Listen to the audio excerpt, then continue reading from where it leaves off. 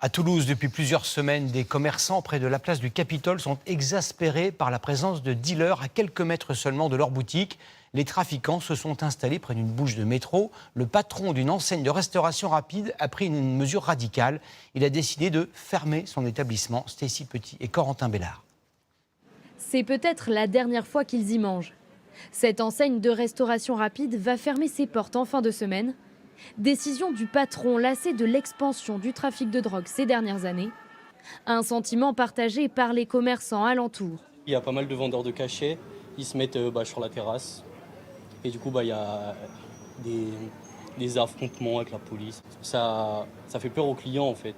Depuis presque 3 ans, on a remarqué le changement. Ouais, ça inquiète, bien sûr. Si ce McDonald's affiche une baisse de 30 à 40% en 8 ans, certains restaurateurs voisins aussi envisagent une fermeture. Cléo, habiter le quartier, elle n'en revient pas.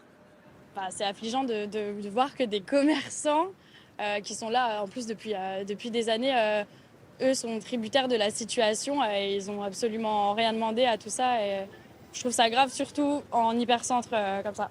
La situation se serait aggravée après la crise sanitaire. Trafic de cigarettes et de drogue, bagarres et parfois même agressions. Les riverains finissent eux aussi par fuir le quartier. Ça fait peur, hein, forcément, on n'est jamais trop en sécurité. Après, en vrai, je traîne jamais trop par là. C'est un peu réputé aussi pour être un peu un quartier assez chaud, on va dire, de Toulouse. Réponse de la mairie, une présence plus grande des forces de l'ordre dans le quartier, insuffisant pour certains. Pendant qu'ils sont là, évidemment, les dealers ne sont plus là. Mais dès que les flics sont partis, malgré les caméras, ils reviennent faire leur trafic. Le patron du McDonald's a refusé de nous répondre. Son enseigne, située à quelques minutes à pied du Capitole, fermera ses portes le 30 novembre prochain.